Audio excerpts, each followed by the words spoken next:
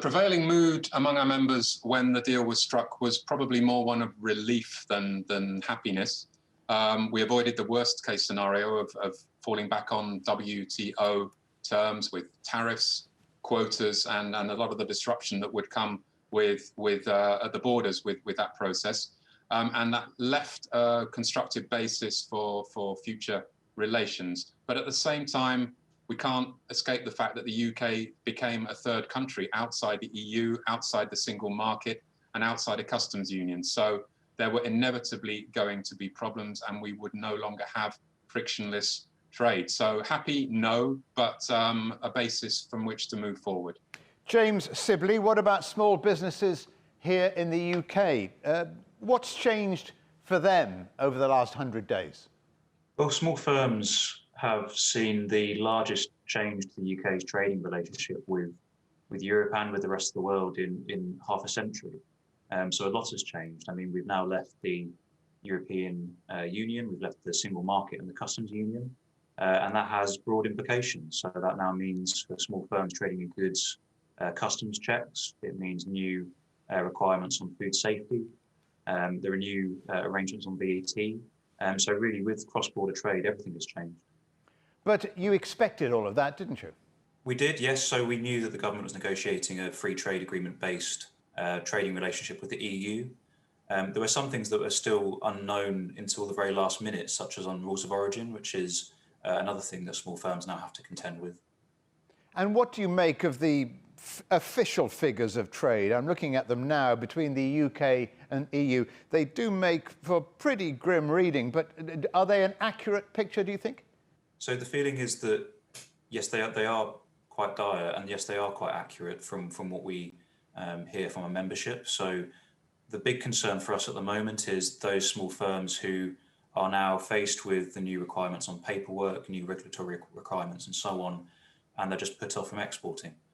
So we are hearing anecdotally quite a significant number of small firms who are looking at the new arrangements and saying, if this carries on for much longer, I'm not going to be able to continue doing business with the EU. And that's a big concern. So yes, the figures we feel do paint a picture of what's going on at the moment. Are all these, do you think, Ben Butters, do you think all these are teething problems or are there fundamental issues that you think still need to be ironed out? I don't really agree with the notion of teething problems. That would suggest that things are going to improve, but they won't, because we're facing major structural changes here. This isn't a temporary situation. Of course, there's an adaptation period from everyone, and we need to improve certain aspects of the implementation, and that's why we would hope to have some more clarity fairly soon about the different committees and subcommittees within the agreement that are going to discuss the implementation. But fundamentally, this is a very different set of rules, and it's going to be with us for years to come. I don't think that the economic settlement is going to be renegotiated at any time soon. So businesses need to adapt, and the authorities in charge of the different processes need to adapt as well. And James, I take it you'd agree with that? I do agree. Like Ben says, there is an adaptation period as businesses, hauliers, logistics firms, even the border inspectors get used to the new rules. But the reality is that there are now significant structural changes in the UK-EU trading relationship. And that is due to leaving the single market and customs union, and that's a permanent feature that small firms in particular are going to have to adapt to. And Ben Butters, are there particular sectors among your members who seem to be disproportionately affected, do you think? What help do they need? Well, there are certainly some sectors that are more exposed to these changes than others. We're hearing from the food sector, the automotive sector, health and drugs and pharmaceuticals. These are sectors that are traditionally very heavily interlinked between the UK and the EU.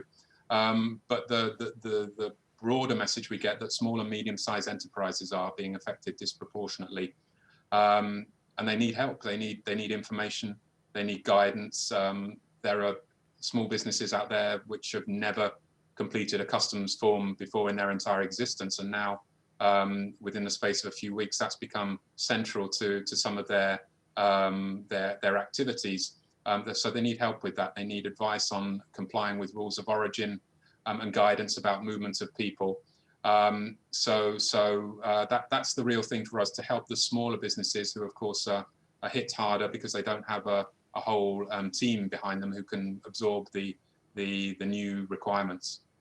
So apart from information, James, what else needs to be done now to make this transition go more smoothly, perhaps?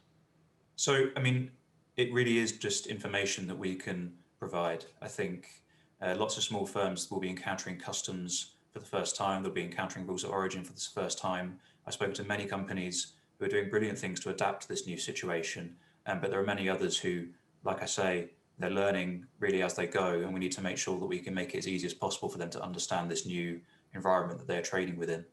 But that was, James, in some ways always going to happen, wasn't it? Because after such a long relationship, any divorce is difficult. Yes, it is very difficult. And unfortunately, some of this is really only going to be worked through with time. There's going to need to be time to adapt to the new relationship. And like I say, some of the changes haven't fully come in yet, such as the UK import checks. So there's a while to go with this yet. But James, the EU has launched legal action against the UK over the Brexit arrangements for Northern Ireland. How much of that is a concern to you and your members? It's a concern for two reasons. The first is that if this legal challenge results in elements of the TCA being suspended or results in the imposition of tariffs, then it's often small firms that essentially pay for that because their competitiveness is affected.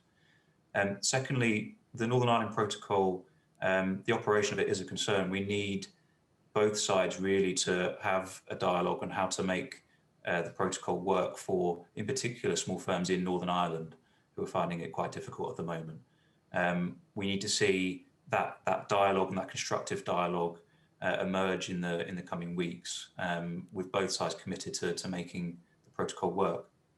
And Ben, would you say Northern Ireland is perhaps the last big hurdle to cross? Certainly, that's where the most where there's least clarity at the moment, and we're really watching closely the developments about the unilateral decision by the UK to delay checks. So that really does need to be clarified, and does create a certain amount of caution among businesses, because they want to be sure that the terms of this complexly negotiated agreement are fulfilled and complied with, and any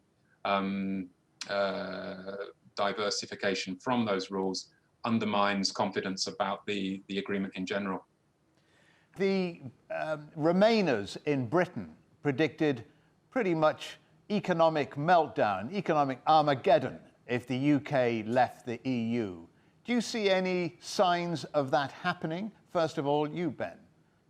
Well, as one of your previous questions implied, there's a mixture of factors at the moment. The economy is in a very bad state. We can't deny that. But that clearly the pandemic is factor number one in that. And from an EU perspective, Brexit is of less consequence, but nonetheless, it doesn't help. That's for sure. But businesses are adaptable. They've adapted for decades, for centuries. That's part of what being in business is about, adapting to situations. So there's not going to be economic meltdown, but we just need to make this work as well as we can, because at the moment we really need everything to be as favourable as possible for businesses, given the pandemic that they're having to deal with as well, and all the implications that has. And James? I'd agree with a lot of what Ben has just said. I think Armageddon is far too strong a word. The UK and the EU will continue to have a solid trading relationship in the future. At the moment, we're in a very rocky patch. Like I say, we've just undergone the largest change in the UK's trading relationship with the EU and the world in half a century. And there's a lot to work through, and there's a lot for companies to adapt to.